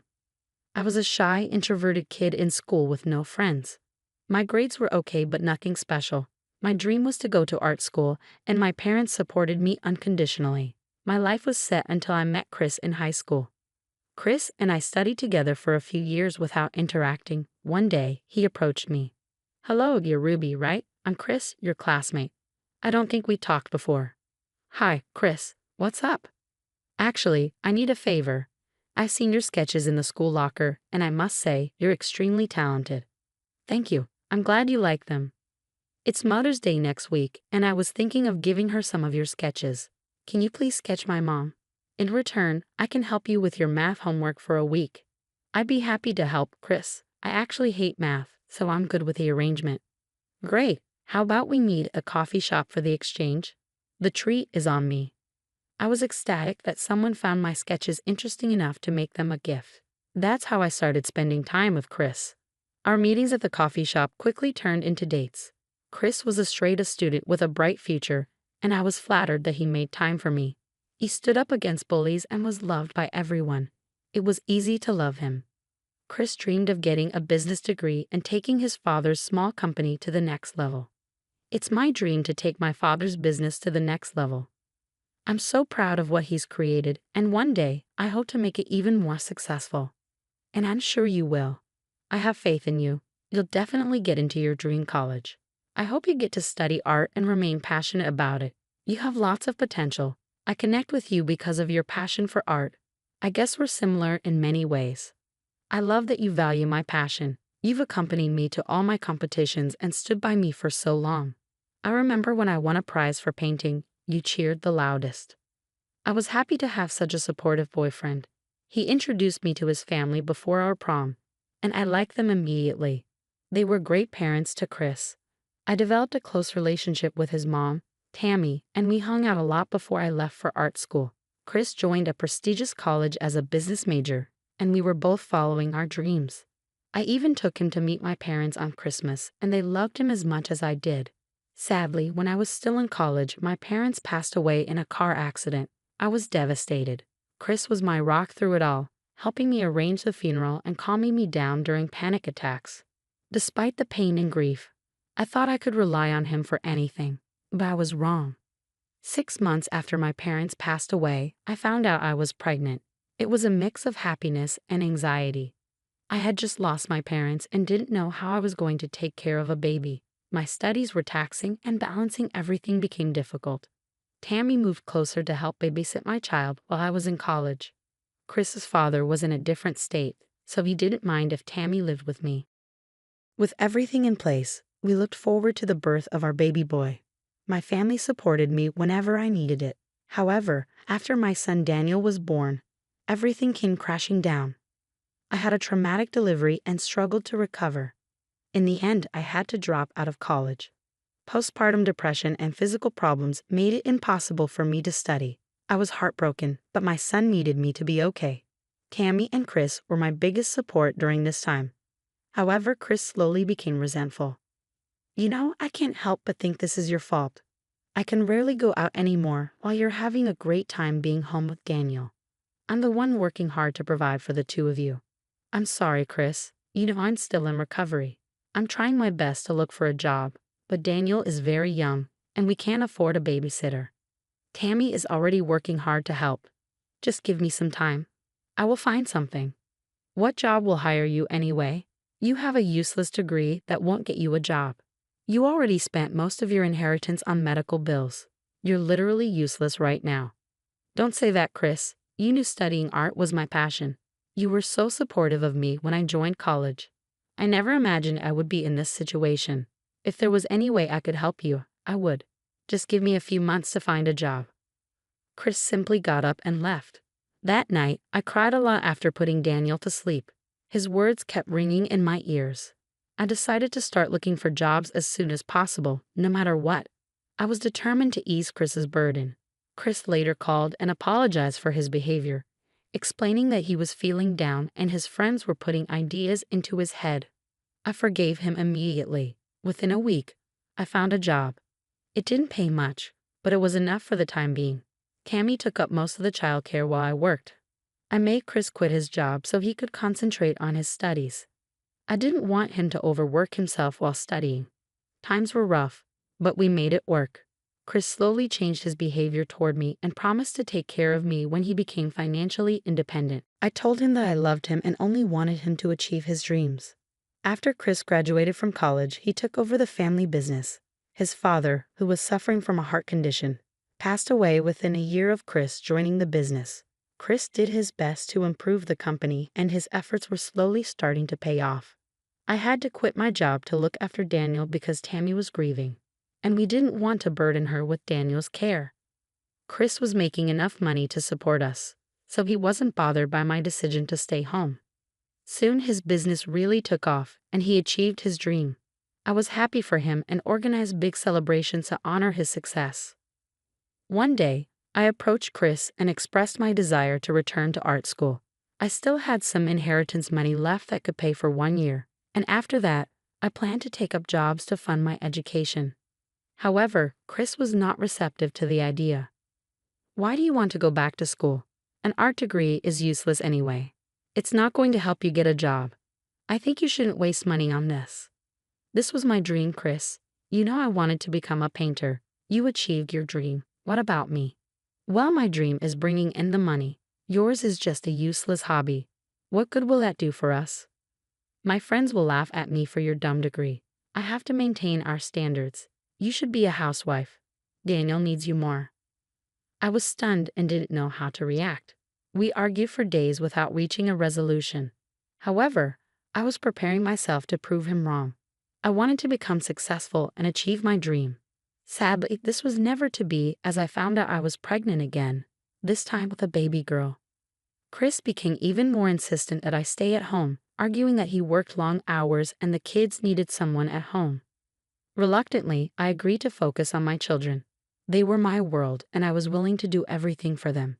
My second birth was less traumatic, but managing a toddler and a baby was extremely difficult. Chris was absolutely no help. All he did was work and complain about being tired. He never looked after the kids. I was surprised when Chris finally proposed to me. I thought he was trying to improve, and that made me happy. We had a big wedding, which was extremely fun to plan. Chris pampered me throughout the process, and I believed he was doing it to make me happy. It turned out he was doing it to maintain his image of a loving husband. After the wedding, it was as if I no longer existed to Chris. He worked all day in his office, and there were no date nights or even family nights. He never picked up after himself and only ordered me around. The kids missed their dad, who wanted to be left alone when he was at home. I never asked him for help after he ignored my requests in the first year. However, my children's pain was getting to me. One day, I said, Chris, why don't we have a family outing this weekend? The kids really miss you. You know I have a business meeting this weekend. I'm busy. But you need to make time for your family, Chris. We're important too. Daniel has been crying for you. You even missed his poem recital. What can I do, Ruby? I don't have the luxury to stay at home with them like you do. At least someone has to earn money, right? A failure like you wouldn't understand. I suggest you stop telling me what to do. Chris, what is wrong with you? Why are you insulting me like that? You know I wanted to go back to college, but you didn't let me. Of course I didn't. Why would I let you waste money on that? You were better off investing it in my business. Look how much money it's bringing us. Extremely hurt by what he had said, I started to see past his neglect over the years. However, it really hurt when he insulted me like that. It made me feel worthless. I should have walked away from him, but I didn't. I wanted my children to have both parents under one roof. I thought Chris was just stressed and would apologize later. The apology never came. As the years passed, the kids grew older and started to notice Chris's behavior. They were no longer attached to him. Gloria never experienced him as a loving parent, so she had no attachment to her dad. Daniel remembered his dad being more loving in the past, but the disappointment of Chris missing every milestone quickly added up. I tried everything to make the bad feelings disappear. I begged Chris to pay more attention to the children. You need to make time for the kids, Chris. I'm already working hard and looking after them. I'm the only one taking up parental duties. I know you don't want me anymore, but the kids are suffering. They've already become detached from you. I know how to be a parent, Ruby. I'm the one feeding the three of you. You don't have to lecture me about improving our relationship. When Daniel became a teenager, he started to resent his dad. I tried to make him understand that Chris loved them, but he wouldn't believe me. All his friends had fathers who were present in their lives, and he felt like he was missing out. I was there for all his events and achievements, but he wanted his dad there too. One night, while we were having dinner, Daniel confronted Chris. Hey Dad, are you free this weekend? Gloria has been pestering us for a picnic. The weather is getting better, and it's the perfect time. Yes, it would be a great opportunity to hang out together. I'll make all the preparations. What do you think, Chris? No can do. I'm going golfing with my buddies. Can't change my plans. It's one day, and you can't make time for us? Why did you even become a dad if you didn't want to be around us? Watch your mouth, Daniel. I am your father, and you will respect me. I actually have work to do instead of sitting around like your loser mother. Ruby, what are you teaching my children? They don't even respect me anymore. I thought you just failed in your career, but it turns out you can't even be a good mother. Stop insulting Mom. She's a way better parent than you are. How do you expect her to have a career when you never helped her out? I'm not blind, I saw what happened all these years. Stop it, Daniel. There's no use telling him these things. We have Mama, and that's enough. We can just go out with Mom and Grandma. See, at least one of you has some sense. I hope that ends this stupid discussion. It's okay, kids. I will take you out for a picnic. We'll plan something without Dad. I didn't want to make Daniel or Chris angry, but I noticed that Gloria, who had remained apathetic towards her father, did not take his side at all. She simply didn't care for his time or attention. I always thought it was my fault. I could have fought harder with Chris to spend more time with us. But he never listened to me. By then, I also found out he had been cheating on me with one of his business friends. I didn't confront him. I knew it would be useless. Daniel graduated high school and left at the first opportunity, joining a prestigious college to study software engineering. Gloria, however, was determined to follow in my footsteps. She was an even better artist than me and was adamant about joining art school. Daniel supported her, encouraging her to go for it, but I knew Chris would be furious. When the conversation finally happened, it went like this. Gloria, you will be graduating this year. Do you have a plan? I mean, what are you even good at? Don't talk to her like that. She is a good student, Chris. Well, I'm going to art school. Don't worry. I don't expect you to know what I am good at, Dad. I have Mom, Daniel, and my teachers for that.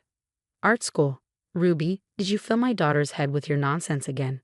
Gloria, you should know better than to waste your life like your mother. Do you want to be a failure like her?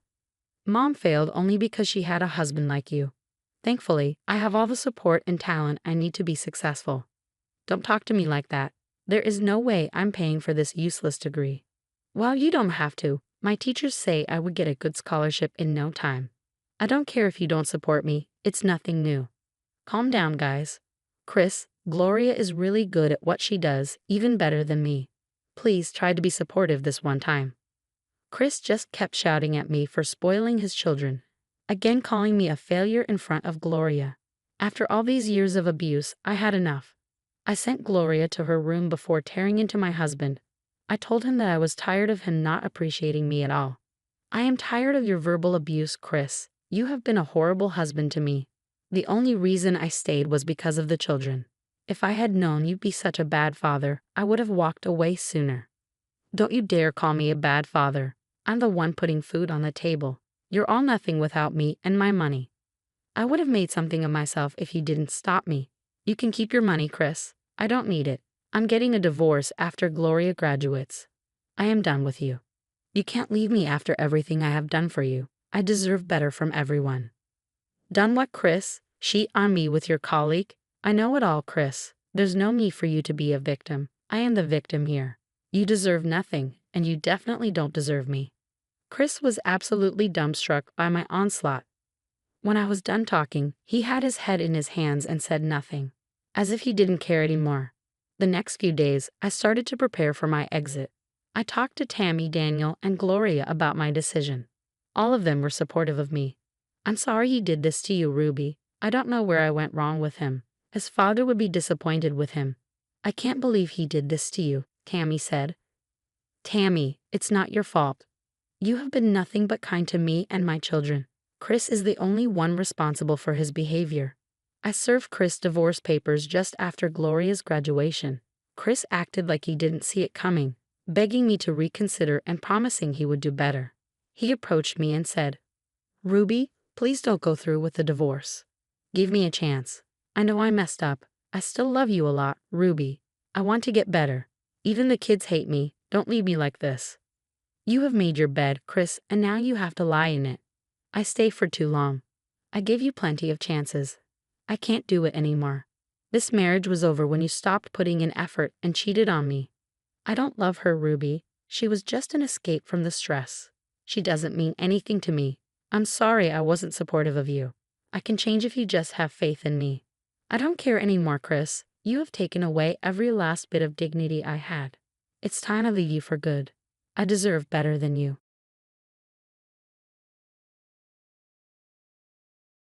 Having a baby was life-altering for me. As the youngest child in my family, I was used to being taken care of all my life. But when I had my son, I knew everything would change. However, I couldn't have anticipated just how rocky the start of my motherhood journey would be. Hi, I'm Gwen, and at the age of 26, I had my first child. My son Heath was everything to me and my husband Hugh. From the moment I heard him cry in the hospital, I knew I was going to dedicate my entire life to him. After all, that's what parents do, right? Well, it doesn't go that way for every parent. This is where Hugh's mom, Trish, comes in. Trish, who had recently gotten divorced for the second time, came to stay with us. She wasn't in the best mental shape and had nowhere else to go. She had Hugh when she was very young, and the divorce had left him with a lot of emotional baggage. When I married Hugh, I learned that Trish had just had another child, which was surprising given her age. She and her ex-husband thought they could save their marriage by having a child, but it fell apart anyway and she lost custody. When we brought Heath home from the hospital, Trish was over the moon. She would hang around his cradle for hours, just staring at him in awe.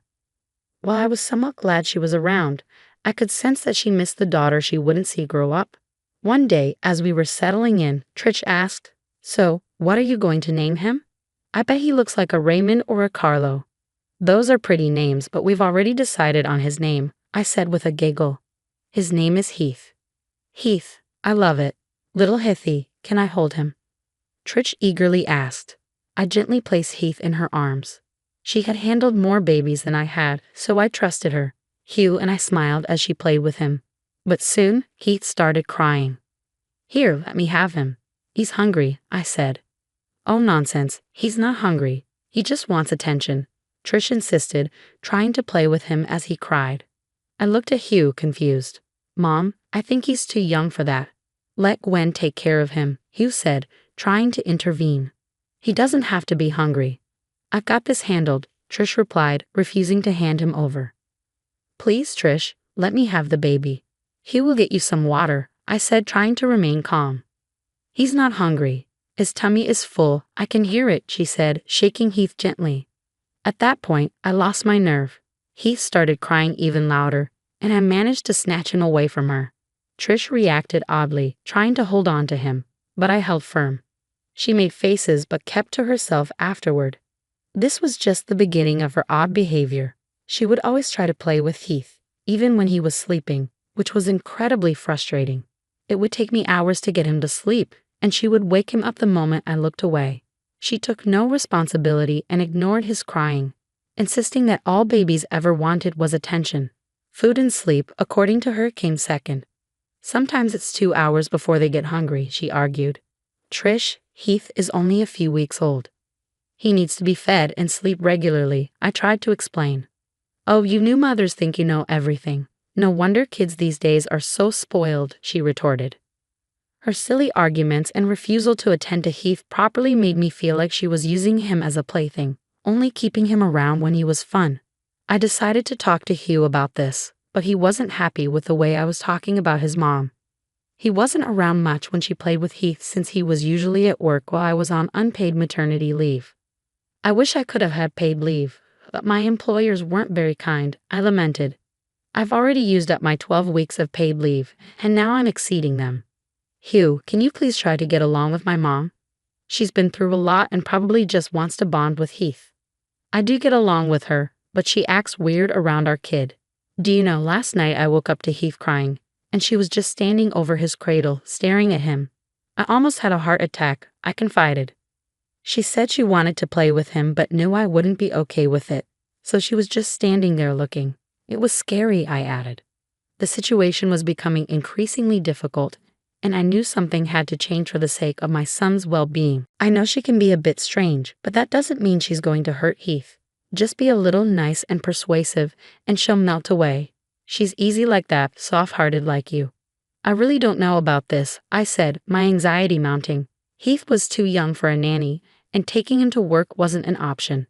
I was a barista at a local cafe and couldn't afford to be away for long. Just having Hugh's income was barely enough to make ends meet. The future worried me. Originally, I liked the idea of leaving Heath with Trish while I was away, but now I realize how bad of an idea that could be. One day, while trying to get Heath to sleep, I heard loud noises from my room. Trish, who had been napping in there because we only had one bedroom, was stomping around, looking distressed. When she noticed me peeking, she swung the door open. "You think I should talk to my lawyer again?" she asked abruptly. "Talk to your lawyer? For what?" "For my baby, like the one you have. I think I can get her back if I try really hard. Maybe I could file a lawsuit against Tommy and prove he's not reliable for her to grow up with." Tommy was her ex who had custody of their child. I felt sorry for Trish. She was clearly in a terrible mental state, but I had to warn her about the potential consequences of her actions. "Trish, that's a reach. Even if you manage to prove Tony incapable of raising her, you won't get custody because that would mean both parents are considered unfit. She'd end up in the foster system until she turns 18. But then you can adopt her as soon as she goes up for adoption. You can bring her to me and everyone will be happy. You keep yours and I get mine." "Trish, no offense, but you sound like you're losing your mind. You need to relax and let go of this whole baby thing. You need help. Are you calling me crazy? Me, the mother of your husband? Do you know what I've done to raise him, the sacrifices I've made? And now you're taking this baby away from me. He's my baby too. Since when are we talking about Heath? If you want your child back, the only way is to be real and legal. Maybe you should get some help and then prove you're capable of joint custody. Don't lecture me. You're just a barista who caught my son's eye. You won't make a good mom, not like me. What's with you? We let you stay in our home because you had nowhere to go. And this is how you talk to me. I'm sorry life hasn't been great, but lashing out at me won't help." Shut up, I'm leaving," she screamed, coming so close I feared she might hurt me or Heath. But she didn't. The custody decision had clearly affected her deeply, warping her thoughts. When I told Hugh what happened, he got mad at me for letting Trish out on her own when she wasn't thinking straight. He didn't believe me when I told him she'd been obsessing over the baby situation. Later, she came back home, saying she'd been sitting on a park bench all day, though it had only been a few hours. She apologized and receded into the room to nap. She asked to help put Heath to sleep, but I was cautious. I wouldn't let my baby in her hands without supervision. Things didn't get easier. After this, there came a time when I knew I needed to get rid of Trish for good. Things really took a turn one day when we were caring for a sleeping Heath. "How much do you need to spend to care for a baby these days?" Trish asked. "Oh well, the diapers, other care accessories, and the cradle all cost a bit. Around $100 for the first month, give or take, if you're lucky. Baby-proofing the house after they start walking or crawling can also add up or require some creative solutions." "Why?" I asked. "Do you have something on your mind?" "Oh, nothing. It didn't used to be so expensive back in the day when I had Huey. Still, I wouldn't hesitate to have a baby. They're complete angels until they start crying. But yes, I'd give anything for little Heath." "So would I, Gwen. So would I. I'd be willing to give up anything for our baby." Her calling Heath our baby felt oddly uncomfortable, but I tried not to dwell on it. Days passed quickly, and Trish began going out regularly every evening around 5 p.m.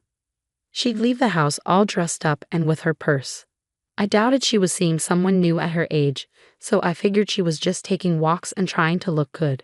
Honestly, we were supportive of her improving mental health. Her behavior with Heath also became more normal. She no longer acted weirdly, would give me the baby whenever he cried, and even helped make his food and buy diapers occasionally. I was relieved she was finally feeling better and more like herself. I was even considering leaving Heath with her when I went back to work, which was going to be soon. But then one day, I heard her playing with Heath in the living room. I'd been taking care of him all day and was exhausted. I tried drifting off to sleep, but Heath's cries woke me up. As soon as I got to my feet, he became quiet. Then I heard Trish. "That's a good boy. That's a good baby. You're mine, okay? You're my baby, and Mom is going to take real good care of you. We're going to go flying away to a nice place where you'll have nice toys to play with. Don't you want that?" I wondered how much of what she said was true and how much was just play. When I fully woke up, I realized his cradle had been moved from my room. The cradle wasn't very heavy, but the thought of her moving it without waking me was unsettling. When I moved into the living room, my heart skipped a beat. The cradle had been modified, and she'd hung massive Christmas balls on top of it to distract the baby. They looked pretty, but they were made of glass and could have fallen on his face at any time. I quickly rushed over and picked him up quietly. "What are you doing?" "He's enjoying it," Trish said. "Trish, Where did you get these Christmas balls? I found them in your storeroom. I thought you'd enjoy them. Trish, those are really heavy. Not for us, but for the baby they are. How did you tie them up there? They look like they could fall at any moment. Hey, what's with all this constant accusing? I got the baby to be quiet, and you're still not happy with me.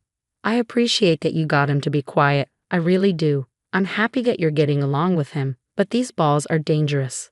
His older plastic toy wheel wouldn't hurt him if it fell. How did you even get it down? I thought it was attached to the cradle. Oh, I ripped it off. It didn't take much. This is so much prettier. I don't see the problem at all. I understand, but please, let's take it off, okay? It could hurt him. Don't put the old one back on. It looks too weak to hold anything. Trish made a face and pulled the Christmas balls away. As soon as she touched them, 2 of them fell straight into the cradle, leaving impressions on the bedding. That's where my child could have been. Her intentions were good, but her methods were dangerous. She left us in the living room and retreated to my room to sleep. Afterward, she became a bit detached from me. Every morning, she'd go out and not come back for hours. Every time I asked where she was going, she'd reply, "Just the post office. I'll be back soon." The central post office was far from our place, but not so far that it would take the whole day. She continued whispering strange things in Heath's ears whenever she had the chance and smiled at me weirdly when I was around. Feeling increasingly uncomfortable, I opened up to Hugh again.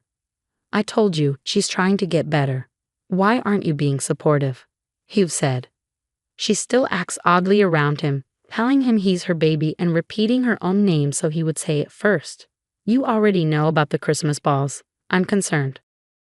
No, you're overthinking this. She's taking care of our baby.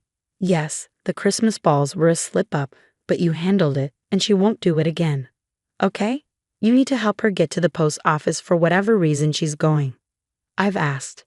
She just says she'll manage and goes away, not coming back until evening. Hugh, she's obviously not going to the post office every day. Why would she? Because she used to work there and has friends there. Maybe she's gotten herself a part-time job. Then why would she tell us about it?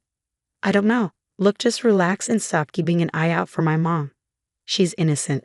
There's no need to incriminate her. That was it. I kind of lost it when he refused to believe me, no matter what I said. The time for me to start going back to work was approaching.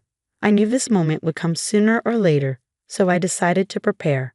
Without letting anyone know, I installed the baby monitor in the wall, hidden from plain sight. When both Hugh and Trish were out, I got it set up. When I started working, Trish began staying home. Most days seemed normal. She'd take Heath away to play and then put him back to sleep. I was only working part-time, so I'd be back before it was too late. But one day, I heard her talking to Heath on the baby monitor. "Oh, we're going to fly away, Heath, me and you. Mama has been working so hard at school. Teaching little kids like you will be someday. Oh, Mama has so many plans once she runs away with you." I heard Heath giggle and coo as she picked him up and spun around the room. "My baby, oh little baby. Do you like spinning? Do you like it? Of course you do. We're going to go far away from your little cradle. I'll get you a new one with big shiny balls on it, and you'll have a pretty mom, unlike your mom. We'll make Daddy run away too. Yes, we will. Yes, we will." What was going on here? She continued spinning around the room for a while. When she finally sat down, Heath started crying. Within moments, she put him aside on the edge of the bed and held her own head in her hands, as if she had just gotten vertigo from playing with him. My soul almost leaped out of my body when I thought Heath was about to fall off the edge, but she picked him up just in time and put him back in the cradle. "You keep crying, and I'm not giving you any more attention. In my house, you'll earn discipline from the get-go. Children these days, I swear to God," she said and slammed the door. I was starting to get really concerned. I had recorded the whole footage and considered sending it to Hugh, but I had to make sure I wasn't being delusional. That day, I went home early, worrying about Heath. Trish opened the door for me, looking all worn out and tired. She yawned and without saying a word, went back to sleep in her bed in the living room. I rushed into my room and quickly fed Heath. He cried for a bit but then fell asleep again. He wasn't quite taking to the bottle yet. Once things were quiet, I locked the room from the inside and began searching. Trish always kept a big red purse with her whenever she went out. I had to find it. After rifling through my room for almost an hour, I found nothing. Where could she possibly keep it? Curious, I went outside and saw it hanging from the coat rack. I grabbed it, making as little noise as possible, and lo and behold, she had been speaking the truth. She had a teacher's ID card for a school and a plane ticket in there. The ticket was scheduled for the day after tomorrow. I was blown away. This woman had been conspiring to run away with my child. I kept both items to myself and sent the video to Hugh, asking him to come home as soon as possible. This can't be real. Oh, for God's sake. Still think I'm overreacting? I asked. Hugh held the ticket and the ID card in his hand after watching the footage. He was completely speechless, but now everything had become clear. Trish had worked for months to save up enough money to make these arrangements. She clearly needed a lot of help.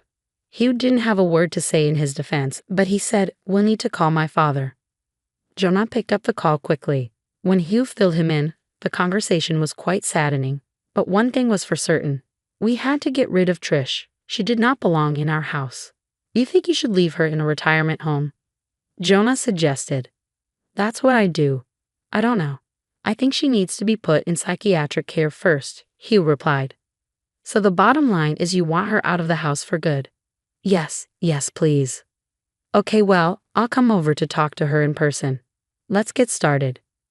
Jonah had been around when Heath was born. He and Trish would butt heads over the smallest things, so it was a bit uncomfortable, but he showed up anyway. Hugh and Jonah talked to Trish, and there was a lot of crying and yelling. He's my baby. No, he's my son, Trish. You need to get out of here before we have to forcefully remove you. Oh, I'll see how you remove me. I had lost my patience by then. Trish had done so much to anger me that I wanted her out of our lives for good. You will never set foot in this house again. Just go away. Keep your hands off my son. Enough. The two of you. Mom, please don't make this complicated. Come with us, Hugh pleaded. The fighting continued for a while. Finally, we decided to place her in a retirement home for good. The people at the nursing home said they'd give her some psychological help as well. I didn't care anymore. I tore up the plane tickets in front of her and called the school she worked at to let them know not to have her close to any kids ever again. I may have overdone some things in my anger, but it was all necessary.